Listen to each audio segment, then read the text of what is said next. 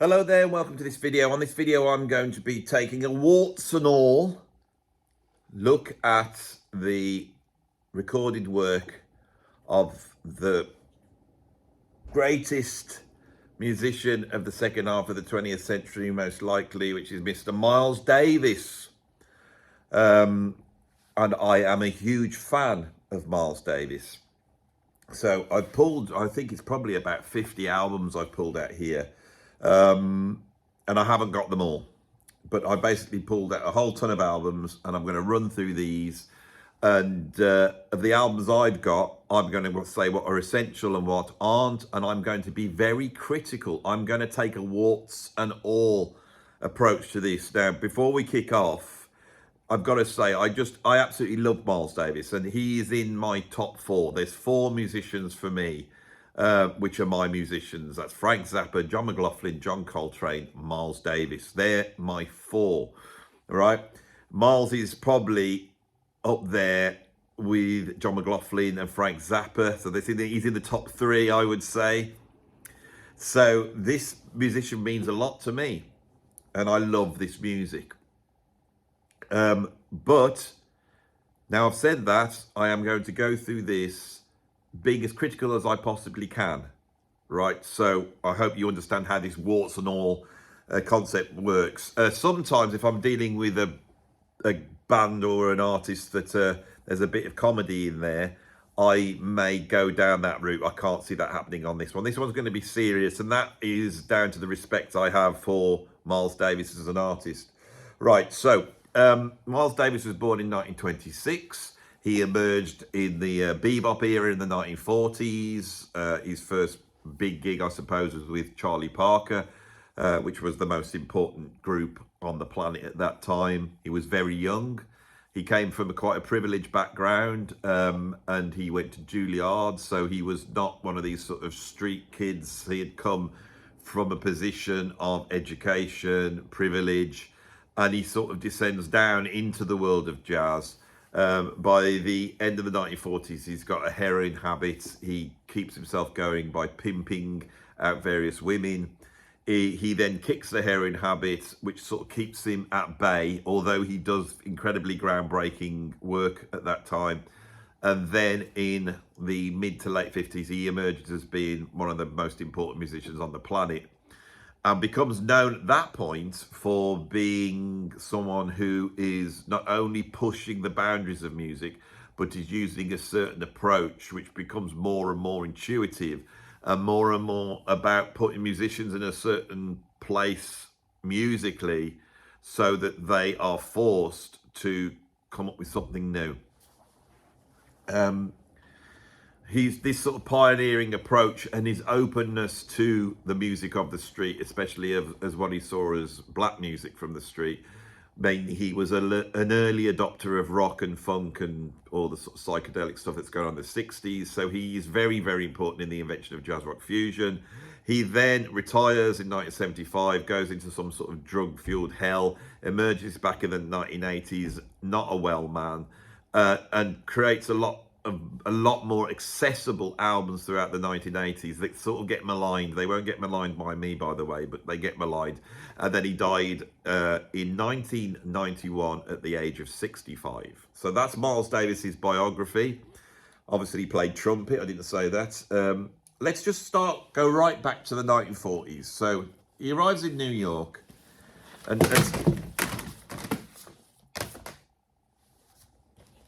bloody hell.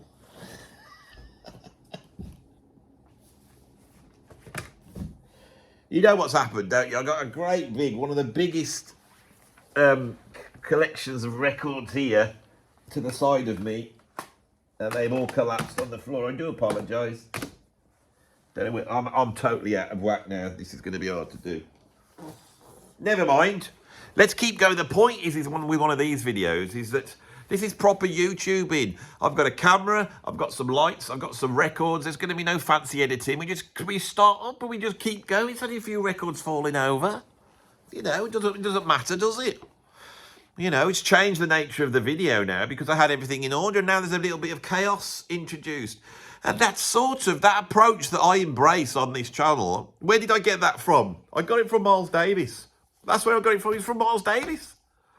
And so that for me is his most important contribution to 20th century music, and it lines up with recording technology, and it lines up with electric instruments and the way they work. It's absolutely groundbreaking. So I'm glad that happened in a way, because it reminded me of what we're talking about here and what we've got to try and cover. Anyway, where was I?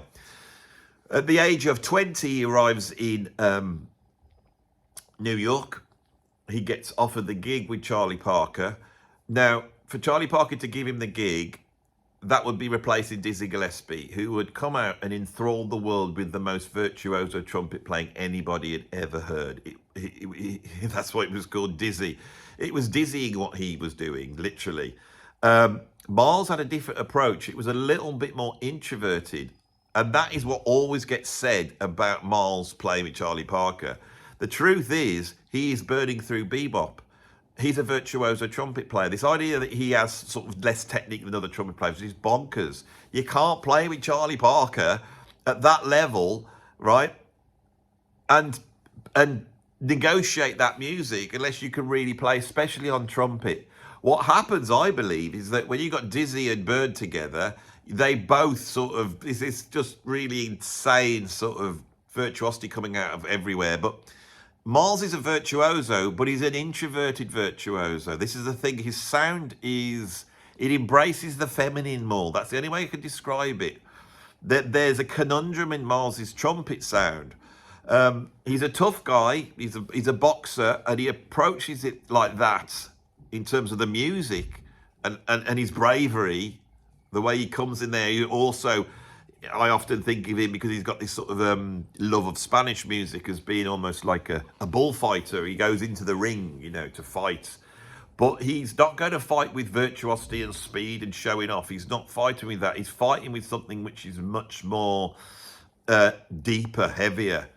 And it's the raw material of music. And he brings into that dialectic, this extremely feminine and fragile aspect of his sound.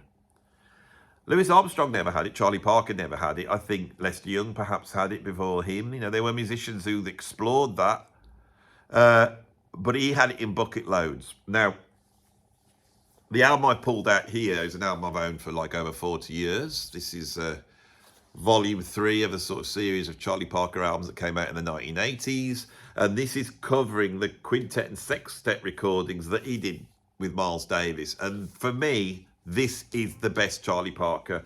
Out of Nowhere, My Old Flame, Clacto Wiedstein, Don't Blame Me, Scrapple from the Apple, Bird's Feathers, Crazyology, Drifting on a Weed, Quasimodo, How Deep is the Ocean, Charlie's Wig, Bongo Deep. The lineup is Miles, Charlie Parker, then we've got Duke Jordan on piano, Tommy Potter on bass, Max Roach on drums. This for me is incredible. Charlie Parker he's perhaps the greatest improvising soloist that ever lived. There's a few other people that can go up against him, but he just seems to live in the realm of improvisation. And Miles, he's great on this. The thing is that any other musician would just get completely torn apart on something like this. And Miles doesn't. He sets the stage for what he's about to do. And what he does, right, and the ramifications of this don't happen straight away. What he does is he goes into the studio in 1949 and he takes the language of bebop and he calms it down. He calms it down and he also orchestrates it on this album, which has got the name The Birth of the Cool. Now, the reason why this album's got the name Birth of the Cool is it didn't come out until the mid to late 50s. And by that time, bebop on the west coast of America had turned into cool jazz. Dave Brubeck, Modern Jazz Quartet, Lee Konitz, Jerry Mulligan. Now, the idea this is cool, and the hard boppers weren't cool, is it's not about that.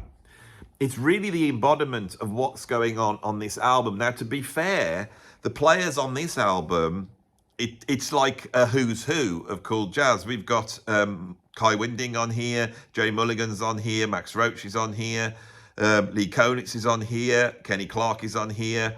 And on this album, he also works with the great arranger Gil Evans. Now, Gil Evans exists in the sort of lineage of Duke Ellington. He arranges for musicians rather than for instruments. And he creates a certain sound, really, especially in the bass end. Gil Evans has a certain sound within the tube as he brings in a certain weight, which allows the music to then be much more gentle. This influence of Miles here, and it's all these musicians, the influence of Miles here is the creation of the idea of cool. So this isn't just on the music. You know, we're then going to see, just a year later, we're going to see Marlon Brando in The Wild Ones and On the Waterfront. Then we're going to have James Dean, Montgomery Clift. And the idea that of being aloof really is embodied with Miles Davis. After he records this, he starts to make jazz albums. He gets a deal. And what Miles does is he takes tunes, which is what all jazz musicians have always done. This is the thing that makes him so famous and so wealthy. Is in the early 50s, he starts playing tunes like something like Someday My Prince Will Come. And Someday My Prince Will Come is a Disney song, you know, someday my prince will come, someday. And that's what you think it is. Then Miles comes in and he transmutes it. And he takes that, and when he plays it, it's this sound that people fall in love with because it has this vulnerability and it has this woundedness and it has an introversion that fits with a period culturally that's going from pre-war sort of modernist view of the world to a post-war existentialist, postmodern view of the world. And nobody wants a Louis Armstrong then. They want somebody who is like full of existential angst. Now, Miles is full of existential angst. And also, Miles' existential angst is linked to race because he's a privileged man. So he's a privileged man who is proud, but he sees himself as white America sees him. And so he rails against that. And that's in there as well. Miles represents something in his sound. It's more than just he's a great player. His sound represents something that really embodies a sort of existential angst that was hidden within American suburbia. Yes, his albums in the early 50s sold a lot. Yes, there was a lot of, you know, middle-class people putting it on as dinner music, and it was very cool, you know, and all that type of thing. But there was something of a weight in there. Now, the albums that he does through the 50s, there's a lot of them. There's a lot of them. Right, all sorts of different lineups. We see all sorts of famous musicians turning up. And I haven't got my head around that to this day. Towards the middle of the 50s, he gets out of his contract with, who's his contract with originally, so he can go to Columbia. Can't remember who his original contract is.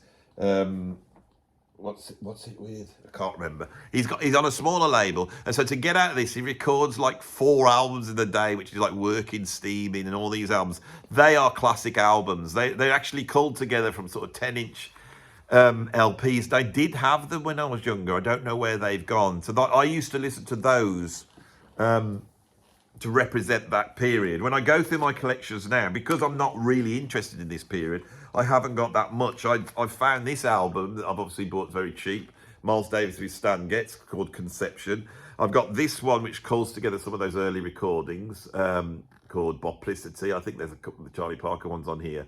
So these are the 2 albums I've got. I'm not particularly interested in at this point. He's like a jazz musician working in the sort of realm of cool jazz, West Coast jazz, along with anybody else.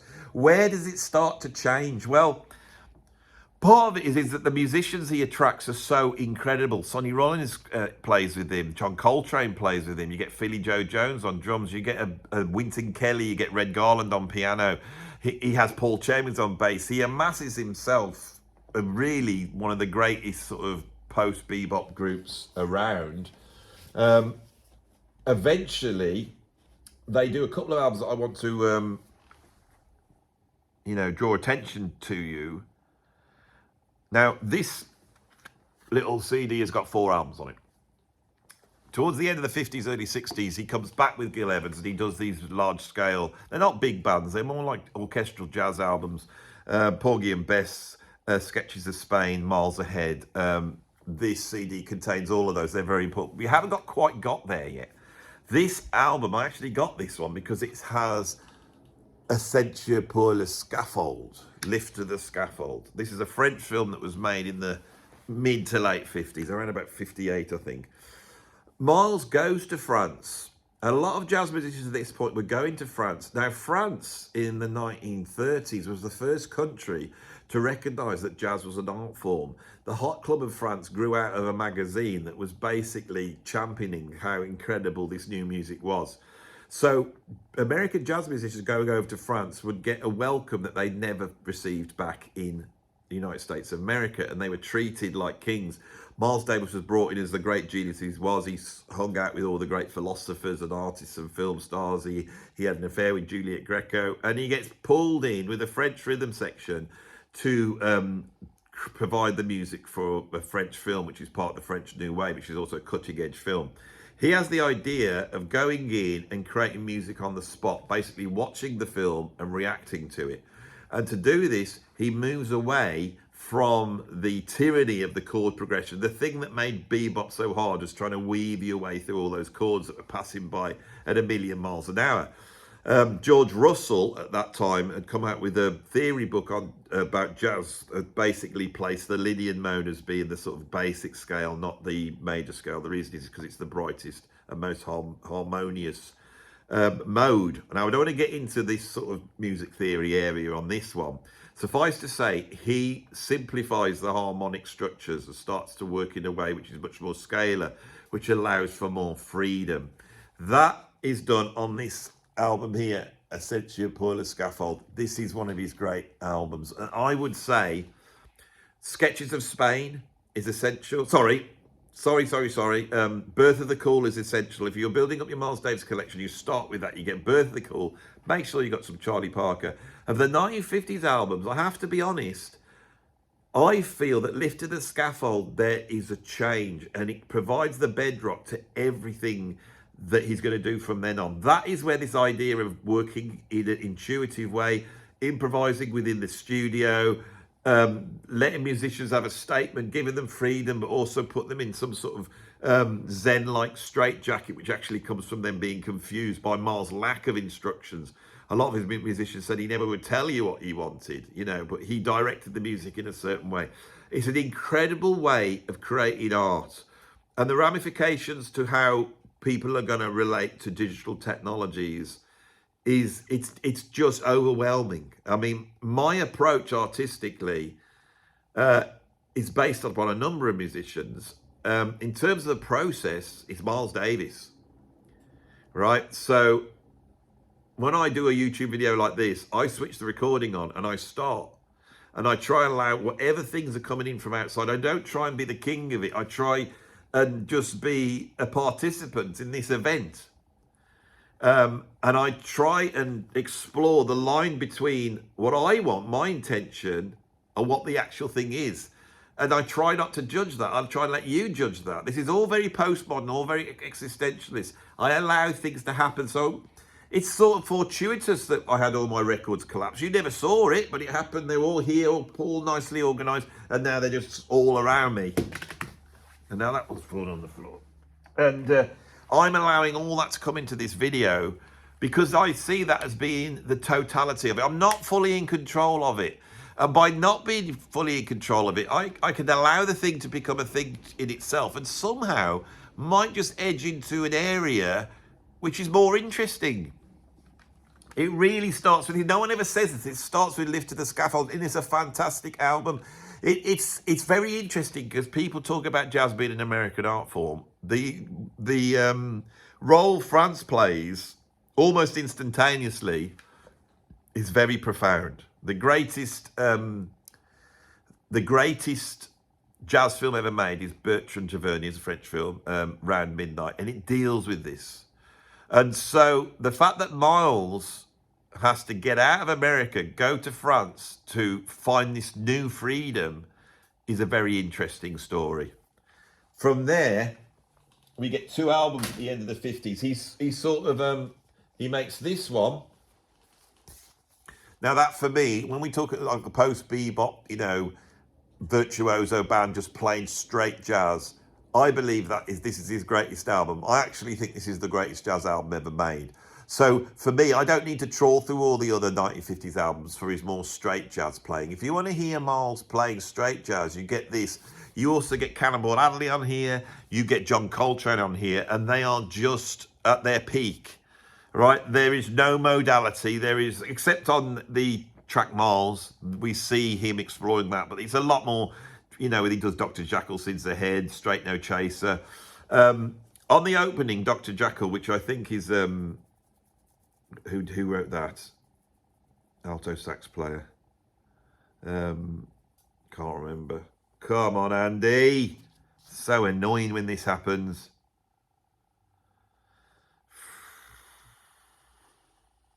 Oh, what's his name?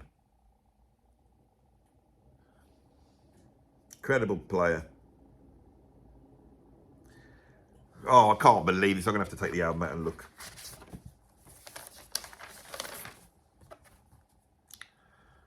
Jackie McLean. Right, so you didn't need to wait for that, but I'm glad I took this out because I want to show you this. This is my album. My dad was a big jazz fan, but he was a lot more conservative than me. I was into much more free jazz and fusion. But because I was a Miles Davis fan and he was a Miles Davis fan, he had some Miles albums and I had some Miles albums, and I bought this album myself 40 odd years ago.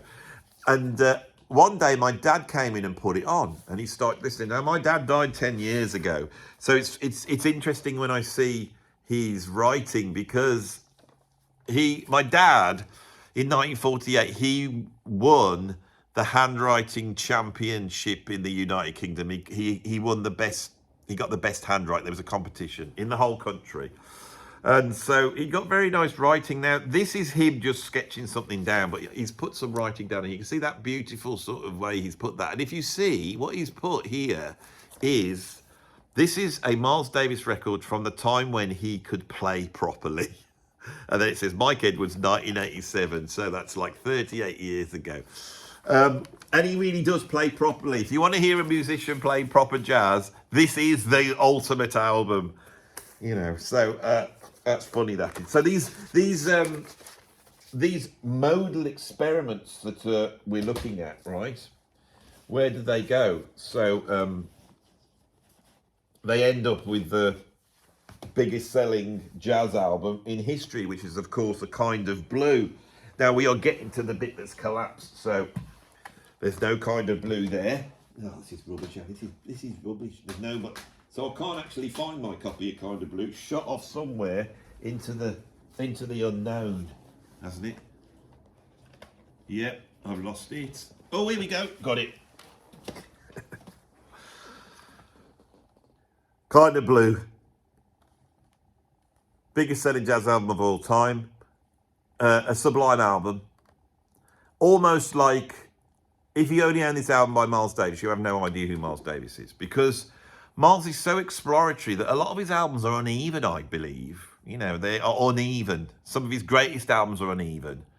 The reason why this one is so sublime is that he's got the standard lineup of Cannonball Adderley, Coltrane. He's got Paul Chambers on bass. He's got a new drummer, Jimmy Cobb, who comes in with a much sort of dry, funky, but cooler sound. But he's got Bill Evans on piano. And Bill Evans, this is like almost like a Bill Evans album. The genius of Bill Evans, this sort of really quiet, you know, influenced by his sort of impressionism, classical sort of calmness, right? This is coming from Bill Evans. A lot of the compositions on here are credited to Miles, like, for example, Blue in Green. That's written by Bill Evans. Anyone can hear that when you listen to it. This is an essential album, obviously. We now go into the 1960s. Jazz is starting to change. As I said, Miles starts off by making these large-scale recordings with Gil Evans.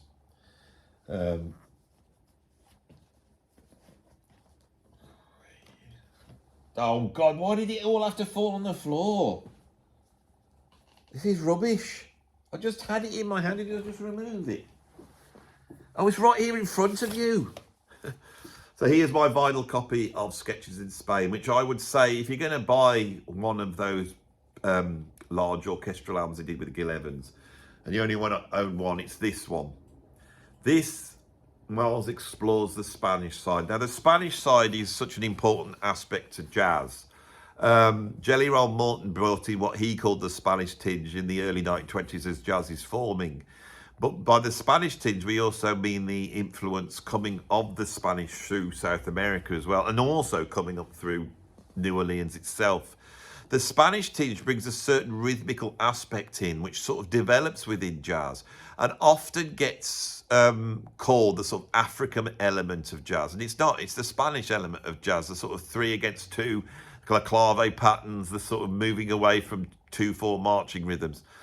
But there's also a darkness and a modality to Spanish music, and there's an approach to the minor, which is unique to Spanish music. Now, of course, Spanish music was influenced very heavily by North African music and Islamic music coming in with the Moors. And so this idea that we're going to nail music into sort of racial categories, or, you know, this is just bonkers because it's so multi-layered. What we actually have is the aesthetic. And that's far more important, I believe, than trying to see it in terms of racial terms. Flamenco music, there's something dark and existential about that.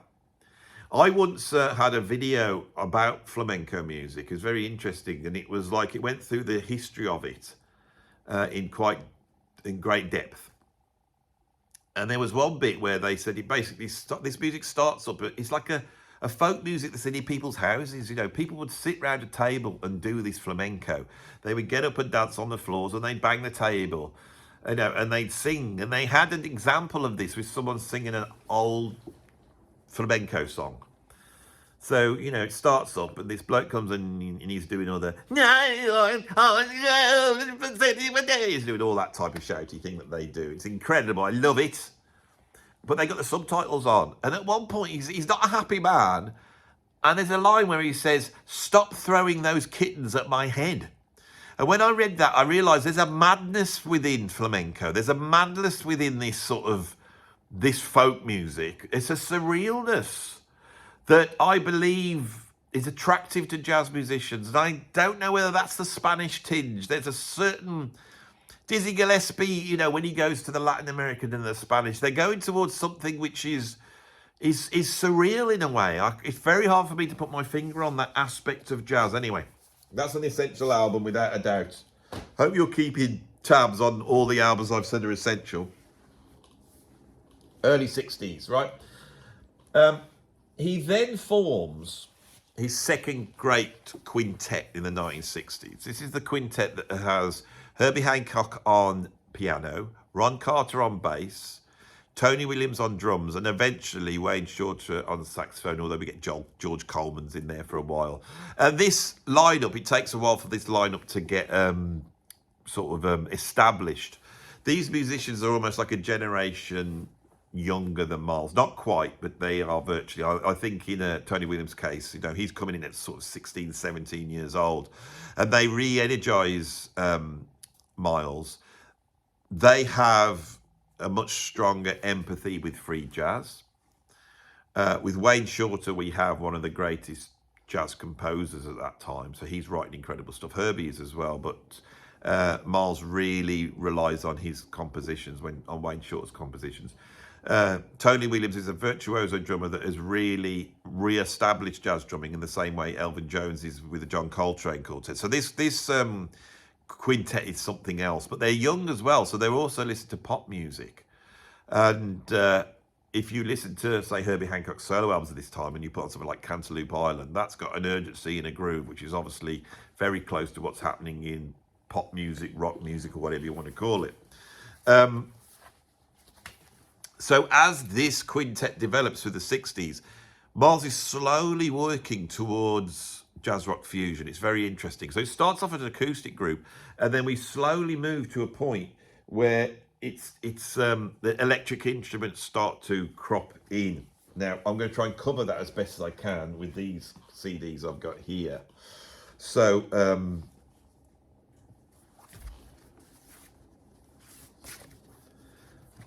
My favourite of the second quintet album from the 1960s is probably that Miles Smiles. I love it because it's got Freedom Jazz Dance on it. I love that. It kicks. Essential album. I also have this weird budget version of Sorcerer. This has got Prince of Darkness on it, Vanetta, Limbo, Mascarello, Pee-wee, The Sorcerer. These are all 66, 67, okay? Then he starts to bring the electric instruments in, okay? Now, the album that I had, this is like one of the most important albums to me in terms of Miles Davis's trajectory at this time as he moves from acoustic to electric, and it's this one here. Water Babies. Now this actually came out with a different cover around about 1978. They went and got some stuff that wasn't put out at the time and bunged it out when he was in his sort of retirement phase, you know, his drug taking, you know, on stop playing music, you know, phase. And I think when you go back to these recordings and you see CBS has gone in and found the ones that weren't put out at the time, you could tell that the mindset of not just the labels, but I think the production and Miles himself at the time meant that the stuff that was really cutting edge, they never put out. They didn't put out at that time. And this one covers a whole bunch of recordings: Water Babies, Sweet Pea, Jewel, Mr. Tillman, Anthony, Two-Faced Capricorn. This is all recorded between 1967 and 69. And we see the introduction of electric piano. We also see the additions of Chick Corea, Dave Holland, that new incredible band that comes out at the end of the 60s, which is as great as the Herbie Hancock group, but doesn't get spoken about as much because Miles is using different groups to actually record his studio albums with. This is a confusing time for somebody who's following Miles Davis.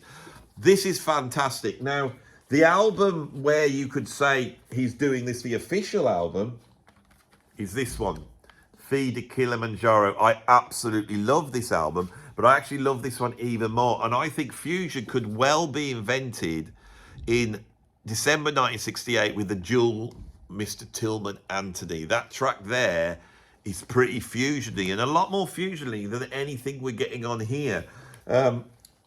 Feed the Kilimanjaro, there's one before that called Miles in the Sky. Incredible stuff. And we're building up to another masterpiece, which is almost equal to Kind of Blue, and it's this one, In a Silent Way.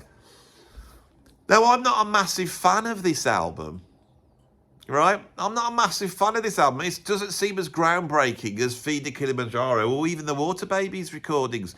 There we've got heavy rock beats, we've got grooves, riffs. We don't have this on here except for the bit where it goes, you know, that riff that kicks in. Can't remember how it goes. In the track In a Silent Way. It is a great album. I think the problem we have here is that Miles's vision, the producers aren't quite keeping up with. Tio Macero is probably the greatest producer to be there doing that, and he does do groundbreaking things, especially later on. But at some point, this era got remixed by Bill Laswell, and he put a mix on it which was much more modern, pushed the bass up basically a lot more. And suddenly this sort of starts to make sense. This is not a jazz rock fusion album. It's like an electric space jazz. It's really going to influence sort of the krautrock bands, really, like Can and those sorts of bands, you know, Tangerine Dream. That's where the influence is here. You know, the Mahavishnu Orchestra is not birthed here, even though this does have John McLaughlin on guitar. This is when John McLaughlin arrives, 1969 in America. He comes from London, which is having this incredible crossover between jazz, blues, and rock. You know, Hendrix is down there. We've had Cream. John McLaughlin comes in as a jazz virtuoso, takes that sort of approach to Miles, and his electric guitar sets alight. Now, Miles had used George Benson on you know, previous albums to explore electric guitar, but George Benson is a jazz guitarist, and John McLaughlin is as well, but it's in his tone. This negotiation that's going on is quite interesting. Now, I own the box set as well of In a Silent Way. This is very, very interesting. And again, what's interesting here is one of the great developments that you've had is that Miles is going into the studio now, improvising. They're recording everything, and then Tia Macaro is taking those and cutting those together and creating arrangements out of it. This is basically the beginning of the way music is created now on computer. So I find that great innovation of these albums that we're going to be looking at now, when Columbia put out all the original jams, what you have is all these jams that you have to sort of go through, and you go, this is all right. They're not, I don't know. And then suddenly you go, oh God, this is amazing, this bit. And you realise it's the bit that they chose on the album. So it ruined these albums for me. Now, the follow-up to that, which is Bitches Brew, is where he really does start to go into a fusion area, but it's still not the Mavish Orchestra or Weather Report or anything like that. He's doing his own thing. It's much more like sophisticated electric jazz, which has been influenced by the Grateful Dead. That's the best way to think of Bitches Brew. And again, I've got the box set here. Now, there was so much sessions around the Bitches Brew era. Sessions not only with Jack DeJohnette on drums, but also sessions with Billy Cobham, all at the same time, 69, 70. And some of those sections come out on the follow-up to Bitches Brew, which is called Big Fun. And Big Fun has a couple of tracks on there, Go Ahead John, and it has a track called Great Expectations. And I think the idea of what jazz rock fusion is envisaged much better on those tracks. Again, it's as though they didn't quite know what they'd got. And around this time, there was a track recorded called Duran. And Duran ended up being put out on an album called Directions that came out at the end of the 70s. I have got a copy of that, but I haven't been able to find it. When I heard Duran, I was like, this is where jazz rock is now fully fledged. Billy Cobham, John McLaughlin, Miles Davis, it's just kicking. Why they did not put that on anything. Bitches Brew is an amazing album. What Miles is doing on here is not jazz rock, but it's very close to being a crossover of those two forms. This is one of my favourite albums. It's absolutely essential. It's sold 500,000 copies. God knows why. I think there was a lot of hippies dropping acid to this. Now, at this point, he gets commissioned to make a film documentary, a documentary on the life of Jack Johnson, a figure that Miles Davis was very sympathetic to, who was he was the first black heavyweight boxer. And he was the first sort of black man in American history that stands up and basically fronts the white man down. You know, it's like, it's not about trying to keep empathy. He is the great big threat, you know, the proof that black men are strong and powerful and intelligent. And so Jack Johnson really represents something for Miles.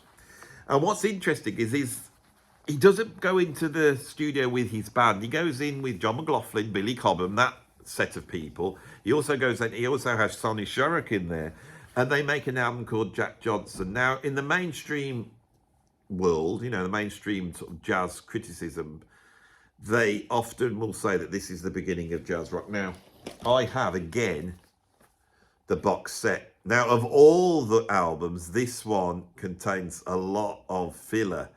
When you go back to the original Jack Johnson album, that also contains a whole bunch of filler. Jack Johnson is one of the greatest jazz rock fusion albums.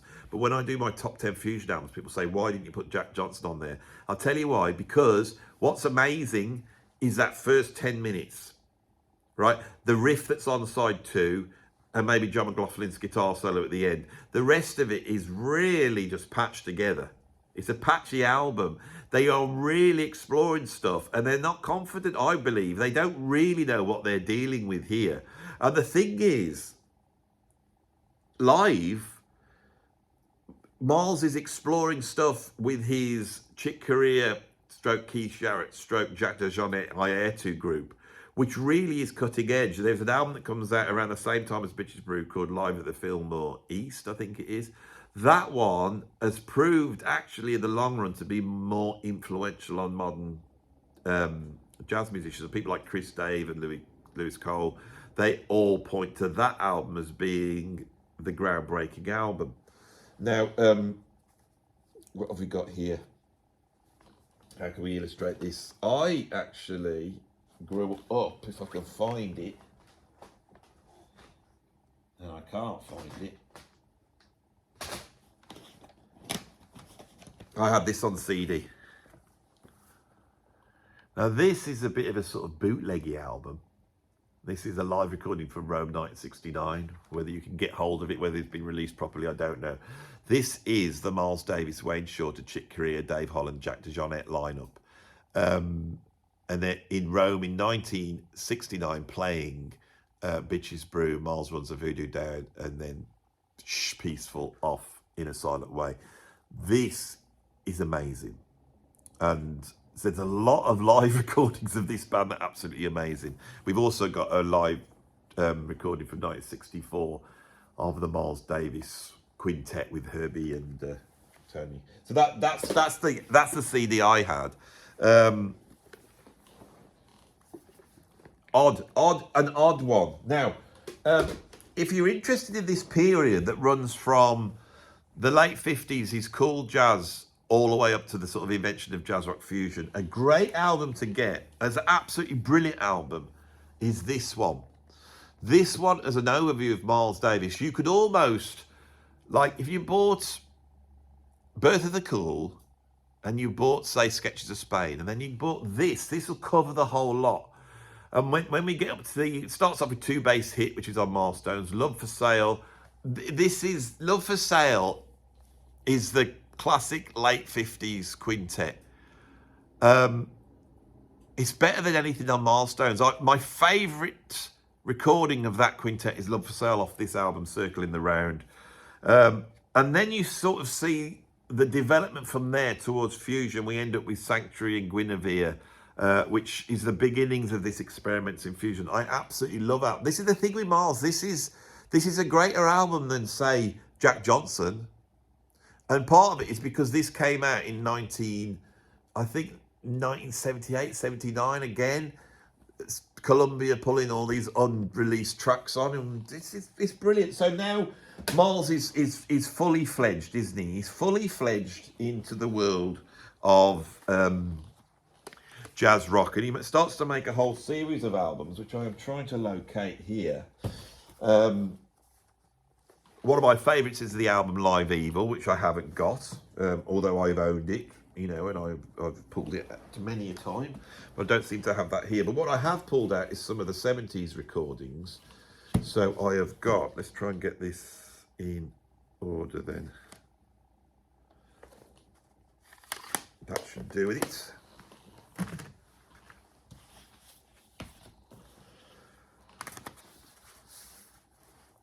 The seminal album from this period is On the Corner. And On the Corner was almost like Miles's attempt to make a commercial dance album, and it's way out. It's way out. Now, I sold my copy. Somebody offered to buy my vinyl copy, and I sold it to them. I regret that, I remember. So I haven't got a copy of that. The box set is incredible. That's well worth checking out.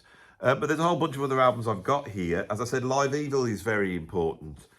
But what I've got here is some of the later ones. So that would be, studio album would be this one, Get Up With It. He Loved Him Madly, which is half an hour long, is where Miles Davis invents ambient music. Brian Eno heard that and had the idea for ambient music.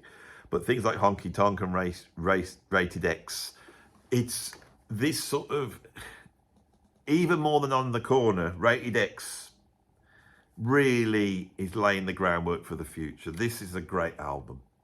Double album. It's also on tracks like Calypso Filimo, Red China Blues. This is a little bit more accessible in places than some of the other sort of psychedelic 70s funk marathons that we get. But if you're into the 1970s funk marathons, there's two albums you need to get. And one of them is, this is all over the place, isn't it? So these two, and these two albums go together.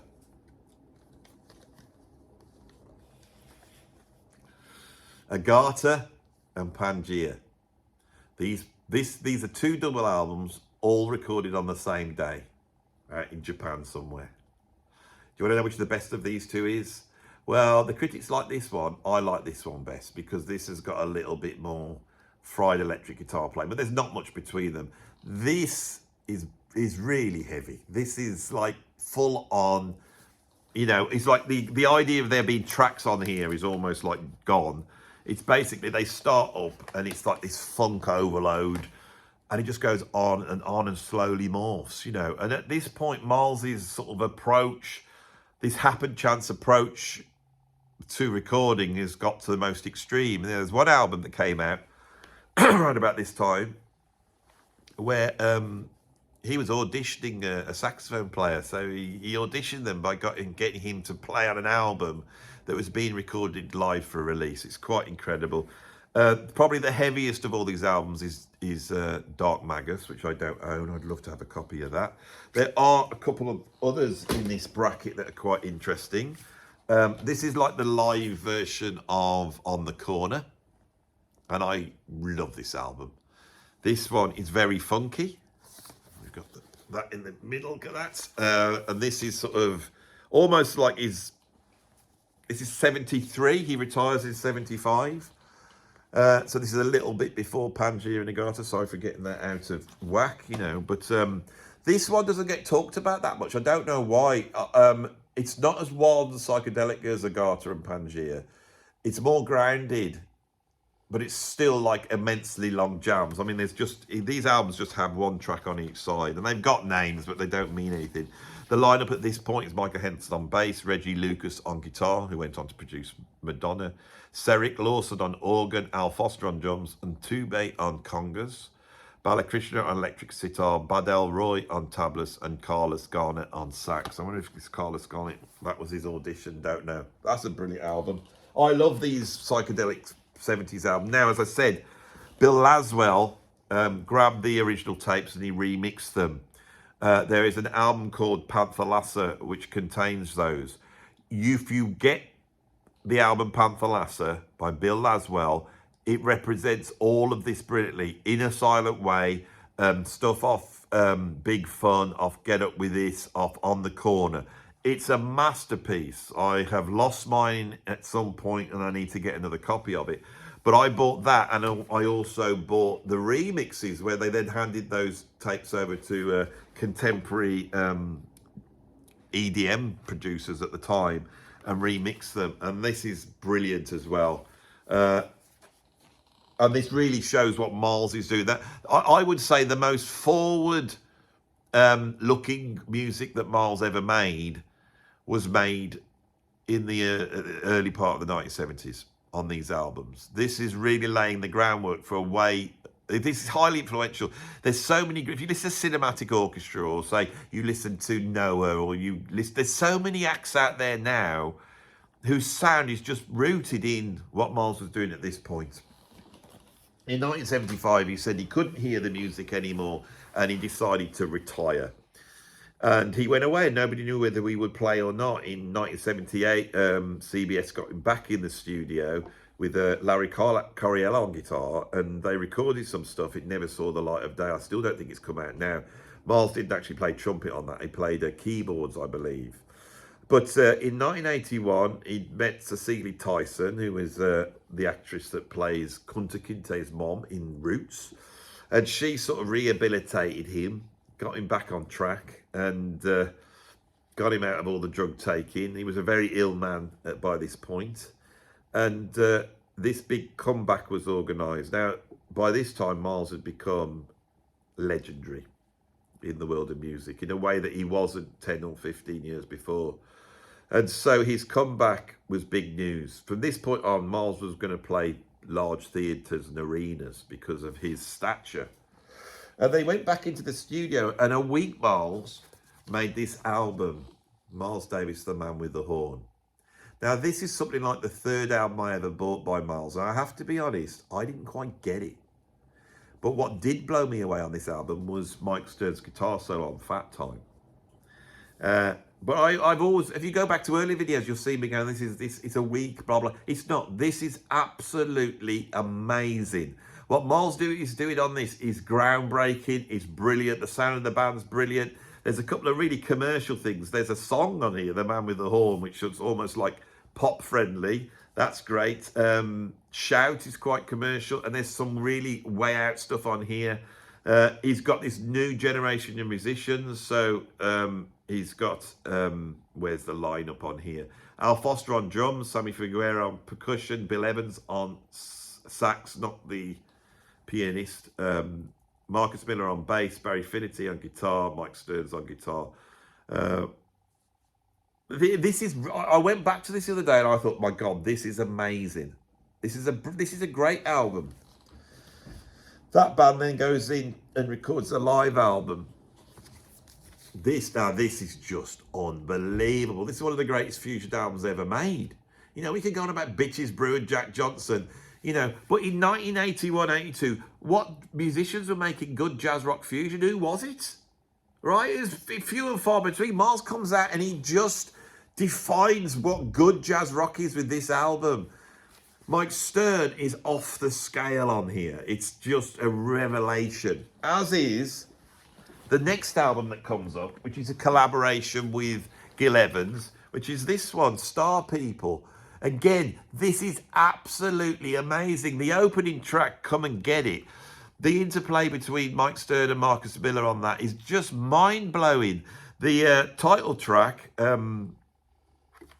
Star People, which is a long blues, or is that it? Or is that, no, that's Star People. Beautiful playing from Moz. That's a heavy album. These three albums are amazing. These are all amazing, you see. Now, what else have I got from this period? 1980s. He tightens his sound up, makes it a little bit more MTV friendly, but this is still full-on expressive jazz rock. Incredible. There we go. Decoy. Absolutely amazing. Schofield launches his career on here. We also have Branford Marsalis, you know, contributing some incredible saxophone playing.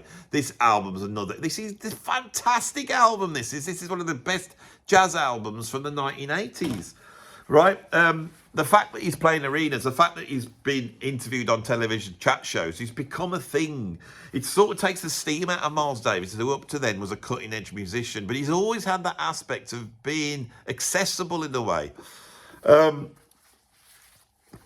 Columbia decided to throw everything at him, and they produced this album with the awful cover. Miles sat there with a very Photoshop face, looking very mean, in designer clothes, holding a toy gun. This album often gets maligned. I love it. This is a fun album. You know, it starts off with One Phone Call, which has got that sort of, it's got the riff, which comes from Sly and the Sally. So there's a riff you see in jazz rock. And John McLaughlin was jamming on it when they did Jack Johnson, and Comstock joins in with it. And that really is where jazz rock's born. The riff goes, and that riff figures through all these 70s albums, and you see it emerge here still. And we have a whole host of people on here, including Sting, speaking in French. He's pretending to be a French policeman on here. I love this album. We've got Schofield on guitar. John McLaughlin comes back and joins in. You know, things like Katia, it's just burning. But he does do Time After Time, which is a cover of the Cyndi Lauper track. And he does do the Michael Jackson track called Human Nature, right? And these sort of become hits. They're radio friendly. Now, all Miles is doing is what he was doing all along, which is taking a pop song and then playing it on his trumpet sound and transforming it. I really love this album. Is it all dark? No, it's not, but it's amazing. He then leaves Columbia, gets a new producer, Tommy LaPuma. He hooks up with Marcus Miller, and he makes an album which I owned called Tutu. I couldn't find it. I think it's at home. Tutu is a masterpiece again. And although it's shot through everything the 80s had to offer back in 1986, it still sounds fresh. And the reason is because Marcus uses all the 80s technology to create a sound which is really rooted in that sort of dark Gil Evans sound. It's very interesting what he does with Tutu. Very influential album, and it's quite accessible. There's nothing wrong with accessible. Miles makes some difficult albums. If you want difficult albums, then go and put a garter on, right? That's a difficult album. If you wanted something accessible, put on You Under Arrest or Tutu. He then he forms a new band around that, which is, I think, was called the Rubber Band, and he goes to the studio and makes this, which is like Tutu, but there's more of a semblance of a real band here. This is as great as Tutu. That's a great album. If you notice, I've not said anything's bad here. Couple of albums I love. There's a couple of live albums. I haven't pulled the one out. There's one called Live Around the World, a double album. That's great because you get to hear this rubber band live, and they were a great band. But my favourite one is this sort of bootleggy album. This is off a radio broadcast, I think. Miles in Montreux. Shaka Khan turns up on this as well. This really is burning. It's very exciting. In 1986-87, he won the Sonning Prize, and he went over to Europe to collect it. And a composer, who I can't remember his name, I am going to tell you who it is in a minute.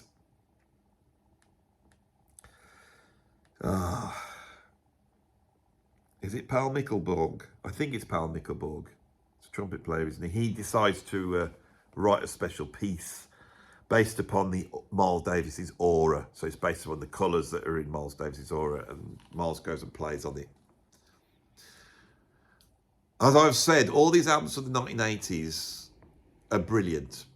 They really are brilliant. They're so much better than people think. This is the best of them. This is an absolute masterpiece. This is in, say, the top 5 Miles Davis albums of all time. This is wonderful. The lineup is just jaw-dropping.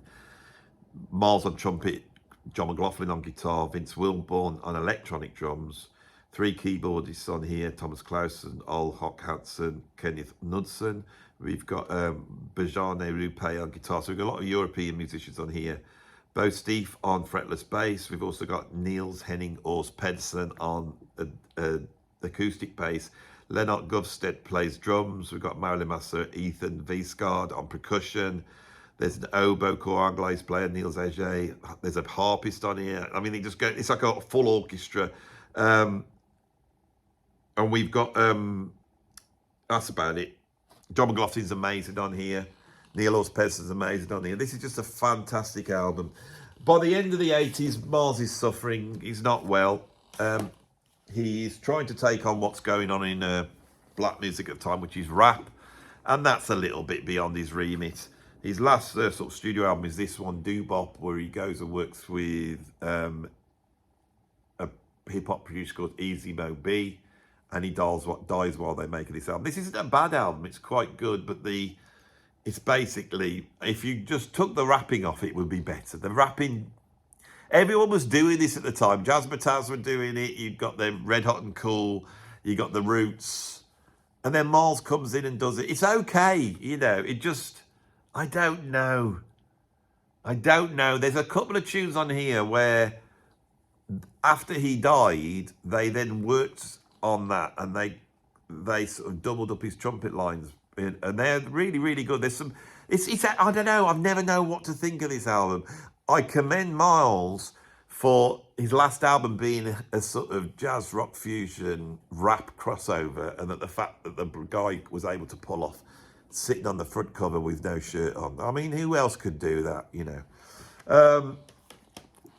Early 90s, for the first time in his life, he becomes revisionist. He does a huge concert in Paris, I believe, in 91, and everyone comes in. Wayne Shorter, Joe Zawinul, John McLaughlin, Dave Holland. They all turn up and almost play tribute. They almost say goodbye to him. I had that on VHS tape. I don't know whether that's on record, but it's really some really good stuff. But it's Miles looking back. He also goes in with basically a big band and does the Gil Evans stuff.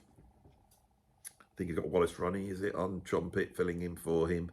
They didn't expect him to play on it, but he decided to get up and play on it. And so he's looking back. He does this thing in 91 where he sort of looks back and then he's gone. I can remember Miles Davis dying. I can remember we'd gone into this new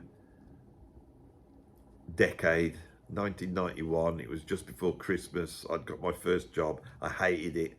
I'd done a year there, and then it was Christmas. I was so glad to be getting this like week off or something at Christmas. I hated working like that. And I got food poisoning, so I was ill. And then I remember reading, it was on the news, wasn't it, that Miles had died. And I felt that something died at that time for me. There was a period in the 1980s where Miles was alive and he was making music. I saw Miles Davis in 1990. He was playing at the NEC, which is a huge. They divided it in two. It was only half of it, but that's still around about 5,000 or 6,000 people, and it was sold out. And just to be in the presence of Miles Davis, when I think about it now, it makes me feel almost like archaic. The fact that I am now old enough to have been able to sit in the same room as Miles Davis, who is now a mythical figure. He's not even a legend, he's a mythical figure, isn't he? I've tried to do a serious talk through. What's the conclusion here? Is that some of the masterpieces like Bitches Brewed in a Silent Way might be not as quite as good as they're made out, and there could be other stuff that is even better. I would say from that period, Circling the Round is well worth checking out, and that the 80s albums need to now get their due. These are some of the greatest jazz albums of the 1980s, and they need to be reconsidered. I might have to go back into this again and explain why I think that's the case and what it is about those albums that's why the critics don't rate them as they would say a Kind of Blue or an In a Silent Way. And what it's got to do is not understanding Miles's interface with popular music, which was always there from day one. Okay, I hope you enjoy this video. Quite a serious one. Got back to doing some real music, didn't we? Which is always good. So I hope you appreciate that.